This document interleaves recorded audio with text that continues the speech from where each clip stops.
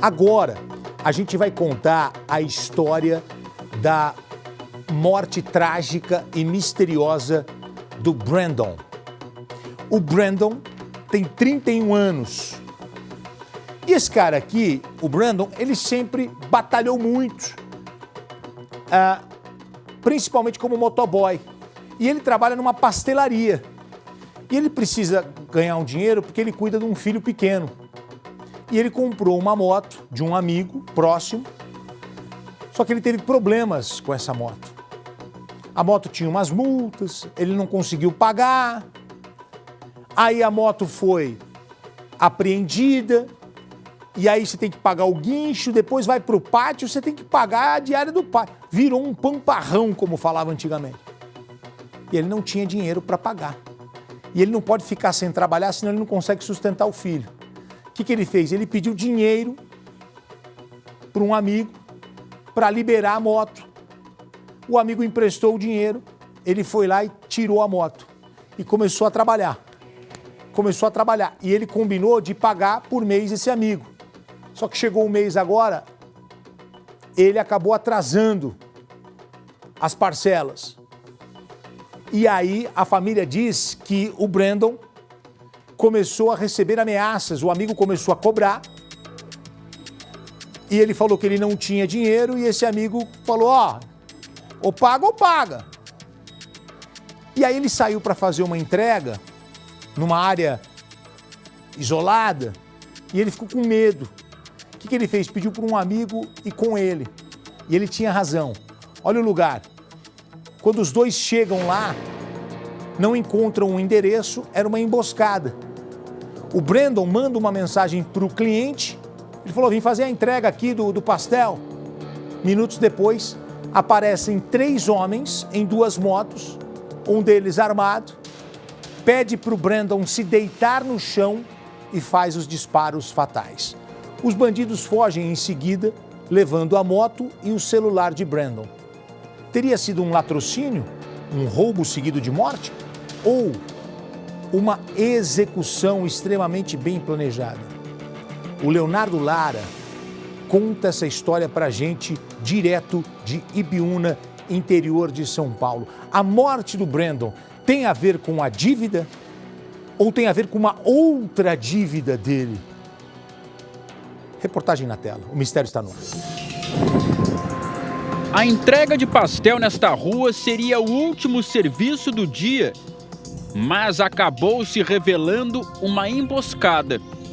Ele falou, mas se acontecer alguma coisa comigo, você nunca vai chorar, nunca vai ficar triste, meu filho, se você morrer, eu acho que eu não vou morrer com você. A morte de Brandon revoltou os colegas que protestaram com uma motociata nas ruas de Ibiúna, no interior de São Paulo. Ele era uma pessoa muito conhecida, uma pessoa muito boa.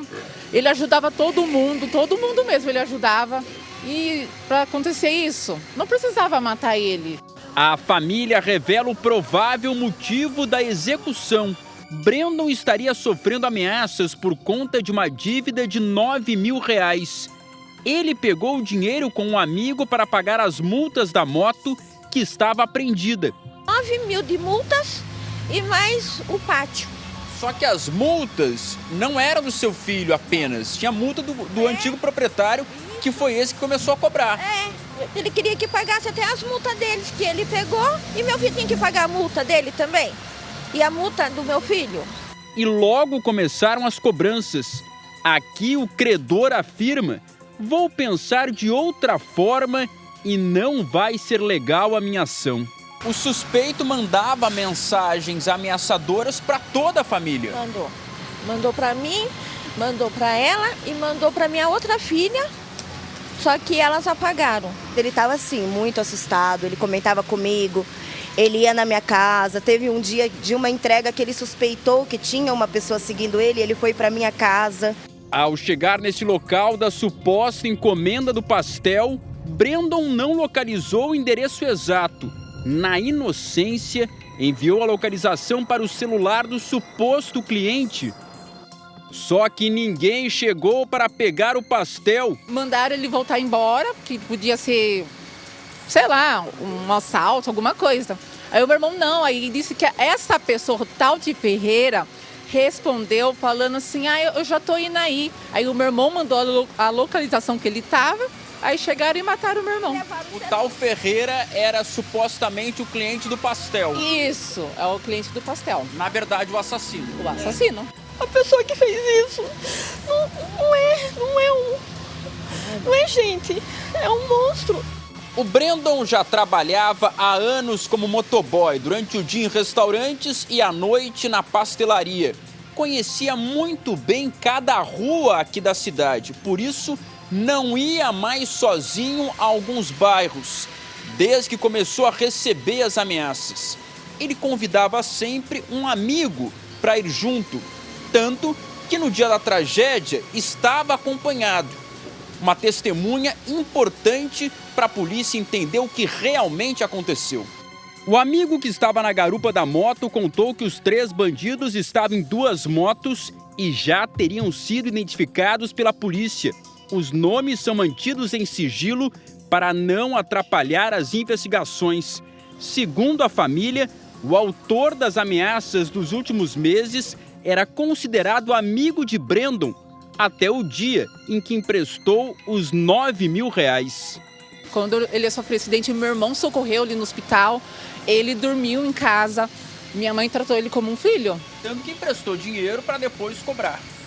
Exato. Nesta mensagem, o suposto amigo parece incomodado porque Brandon estava de capacete novo sem ter pago o que devia. Havia postado não há muito tempo que estava em um CAC fazendo aulas de tiro também. Então ele não era uma pessoa tão inocente quanto ele tentava aparecer para os outros. A pessoa a qual eles falaram da ameaça, eu tinha nas minhas redes sociais e no dia do acontecido eu descobri que ele havia me bloqueado em tudo. Sabendo que eu sou a melhor amiga, ele me bloqueou em todas as redes sociais dele. As mensagens em tom de ameaça já estão com a polícia. Em um primeiro momento, o caso foi registrado como latrocínio, roubo seguido de morte. Só que agora, todos os indícios dos investigadores indicam para um crime encomendado, um acerto de contas. Você acredita que essa entrega do pastel foi uma cilada armada? Foi uma cilada, sim. A nota oficial da Secretaria de Segurança Pública não fala sobre suspeitos. A família cobra a pressa dos investigadores com a certeza de que foi um ataque premeditado. Levou a moto, levou capacete, levou celular. A senhora não acredita que possa ter sido só um assalto? Não foi assalto porque o celular está ativo. E eu tô aqui pedindo para quem fez isso. Me pague. Olha, essa mãe pode contar com a gente que nós vamos acompanhar o trabalho da investigação